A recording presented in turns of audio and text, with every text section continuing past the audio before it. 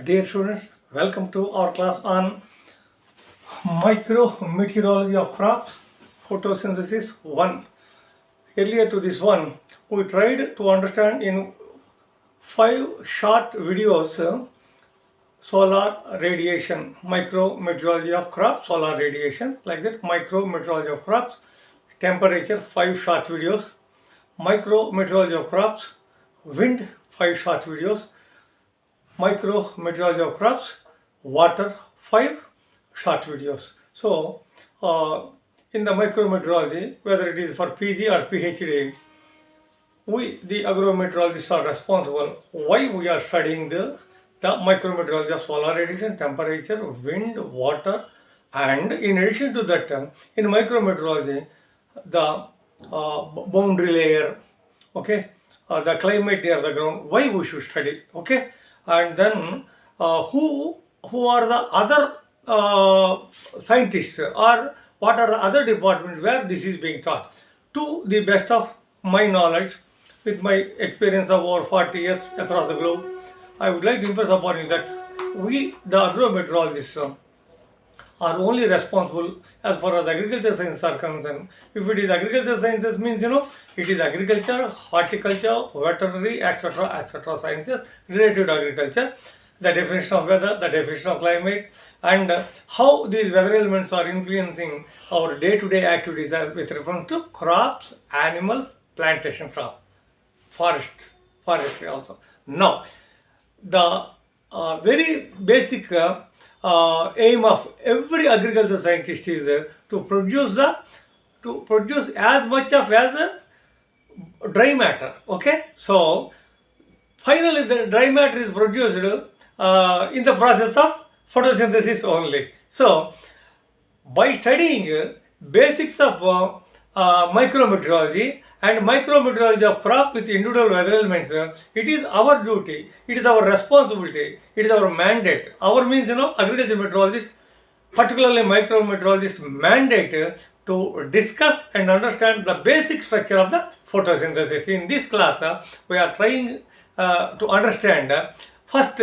what is the solar radiation, how it influences the photo processes. Then what is the basic equation, chemical equation of photosynthesis, then the diffusion, the biochemical, the photochemical process, then simple relation among 3, light intensity, efficiency, and photosynthetic rate, and CO2 concentration, and before that the influence of temperature on photosynthesis. From agriculture meteorological point of view, that doesn't mean that we are not understanding the whole of photosynthesis to the extent that is required for agriculture meteorology only. We are going to study first, as far as I said a half minute back, agrometeorologists, like other scientists, are very much interested for dry matter production with a good quality. Here, see the effects of radiation on plants. Effects of radiation on plants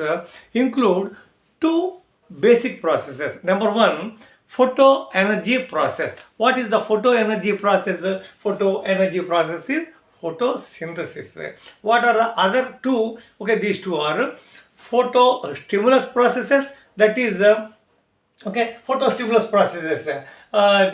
These are movements of the tropism, different tropism. Now, formative process, that is the stem elongation, leaf elongation, whatnot, even flower production, everything. Once again, I would like to impress upon you that the radiation on green plant, solar radiation of the green plant, has 3 basic effects. We group them into 2 only. Number 1 is the photoenergy process, that is the photosynthesis. Second one, the stimulus process.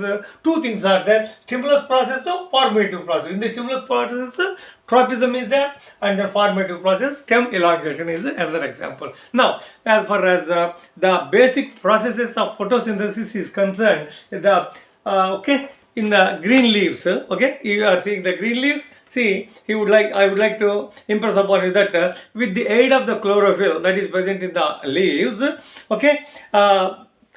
the aid of chlorophyll pigment utilize the energy of solar radiation.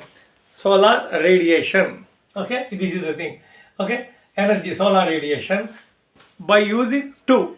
Number one, carbon dioxide. Number two, water. Once again, I would like to impress upon you that, okay, there are pigments in the leaves, okay, after taking through diffusion process CO2, H2O and energy from the solar radiation. What is produced finally? Carbohydrates, oxygen.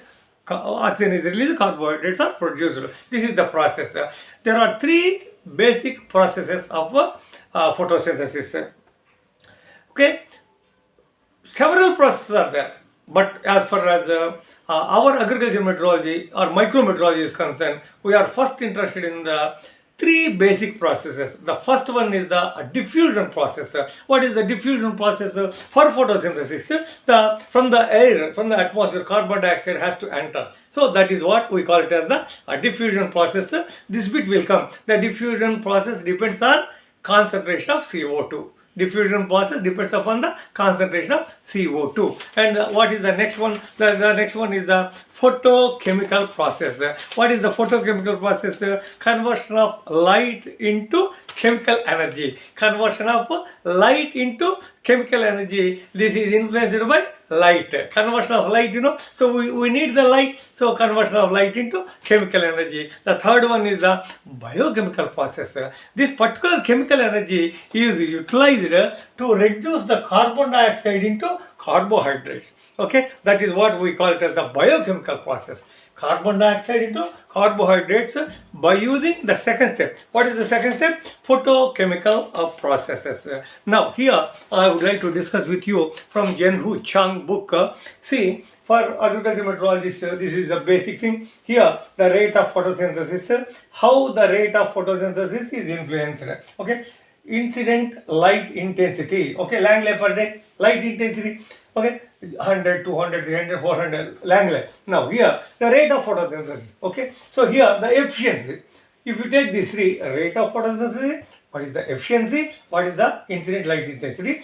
In the initial stages, see, incident solar radiation or incident light intensity VIV ZYOR 0.4 to 0.75 for example, up to very low levels of light intensity, there is a efficiency of this particular photosynthesis, rate of photosynthesis, and its efficiency is as high as 15%. Please note that incident light low light intensities, okay, the efficiency is very high. The efficiency gradually decreases to 3%.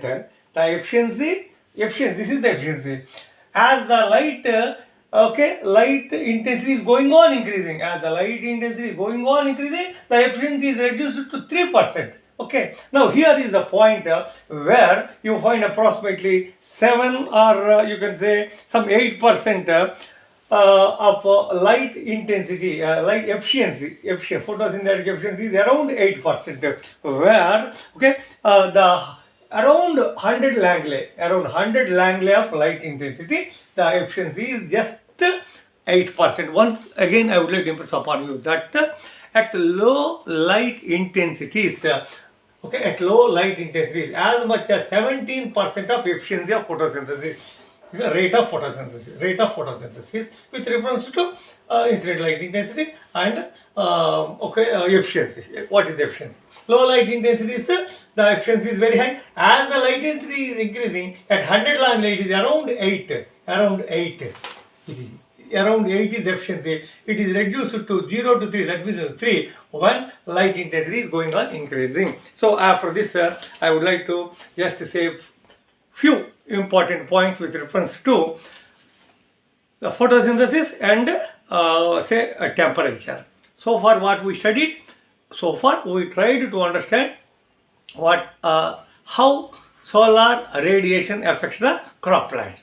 First one, photo energy process, that is photosynthesis, photostimulus process and formative process. So what are the three important processes for agricultural meteorology, particularly micrometeorology are concerned? The diffusion process, which is dependent upon the CO2 concentration, the photochemical process, okay, depending upon the light, the biochemical process, which is dependent on the temperature. These which will come, okay.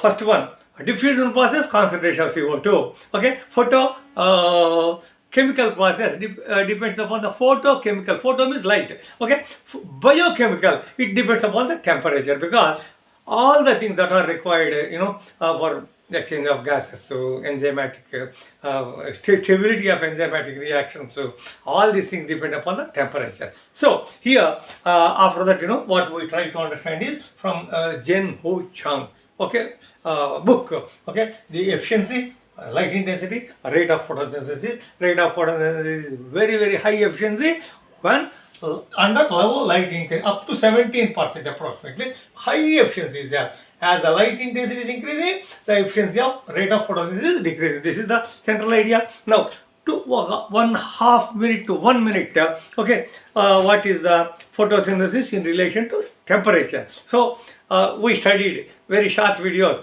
Micrometeorology of crops, temperature. Before that, micrometeorology of solar radiation. So, in the photosynthesis, solar radiation, we tried to understand in the photosynthesis what is the importance of temperature. Please note that, please note that, please note this bit is certain to come. Please, all of you, write this bit. I would be very, very happy. This bit is certain in SRF and NET also. Take this for granted, for they will ask you in the interview. For most crops, please write, for most crops in temperate and tropical regions, the optimum temperature, okay, for photosynthesis is 25 degrees centigrade. This is not really possible in the field. This much, either less or more. This is the process. What we are studying, photosynthesis and temperature. Prior to that, we try to understand photosynthesis and solar radiation. Photosynthesis temperature is concerned approximately 25. Of course, in the alpine, in the high temperature regions, okay, polar regions, of course, just below the polar, 15 degrees centigrade is enough for that one. Now, the temperature of the, usually, the temperature of the leaves would be more. The temperature of leaves would be more as compared to the ambient temperature in general at the field conditions. Under those situations, what will happen?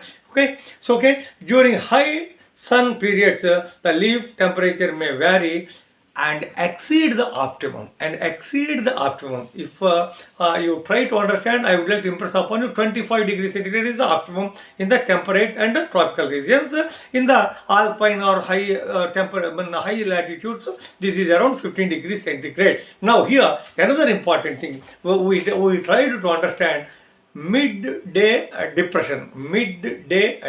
What is the midday depression? Soil moisture is very, very high. Permanent wilting point, between permanent wilting point and the field capacity. Water is under the very good field capacity, and light is very good at carbon dioxide. However, the plant won't go for a good rate of photosynthesis. Why? Because during the midday, the temperature exceeds, leaf temperature particularly exceeds. So what is the application that in the class I told? Sprinkler irrigation is the best, because already soil is under the field capacity. So we need not supply water to the soil. And again, the last one in this class, photosynthesis and CO2 concentration. Again, I would like to impress upon all my beloved students is that climate change is one of the events that we should address. Agrometeorologists, particularly micrometeorologists. I have full faith. Several times I told, again I am repeating. If once we understand micrometeorology, okay, definitely we are going to combat the negative effects of climate change. So that's why. So here, the third most important after solar radiation and temperature, the third one is the CO2 concentration. This is in the industrial era, modern era, the concentration of CO2 is going on increasing. But to the extent possible, we, the micrometeorologists or particular agrometeorologists, must not worry too much about the CO2 concentration. because 2-3 important points are there that we can address by understanding the micro. We should be worried, no doubt, but worrying won't give the answer for the scientist. We have to find some solution for that. So for that, basic things I would like to impress upon is that at very low light intensities, as I said, at very low light intensities, okay, the efficiency is very, very high. Okay, CO2 is not a limiting factor. CO2 is not a limiting factor. Now, second thing is the photosynthetic rate of leaves of crops has shown to increase with the enrichment of CO2. As the CO2 is increasing, the photosynthesis is increasing in most of the crops, cereal crops particularly. Here, one important point you please write. Please, this bit will come. This is most important. Last half minute of the class. The efficiency of light utilization.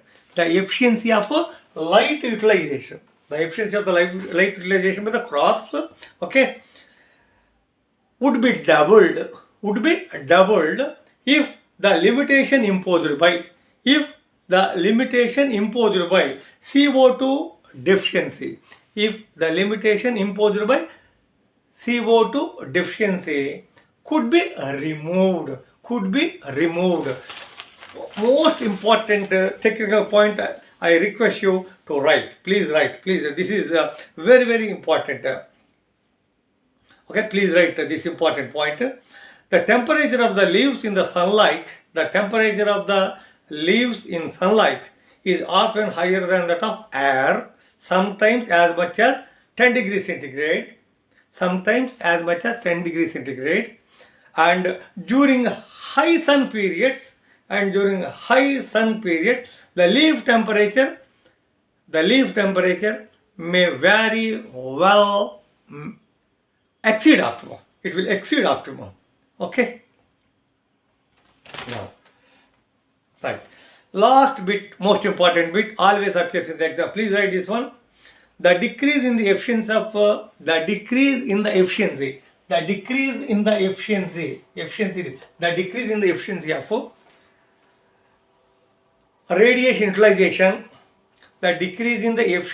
radiation utilization, with increasing light intensities, the decrease in the efficiency. From here it is reducing to from 17% to 3%. Okay, what is the reason? Even though high light intensities are there, it is caused by finite resistance to the diffusion of CO2 through the leaf chloroplast.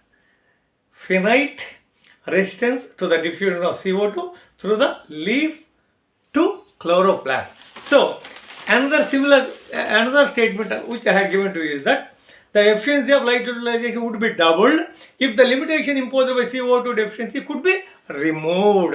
So here, to address the negative effects of climate change, we the agrometeorologists shall understand that if we could remove the limitation of CO2 into the chloroplast by some mechanism of microclimate, then to some extent the worries of increasing carbon dioxide could be reduced. So we continue in our next class. Thanking you for your very patient hearing.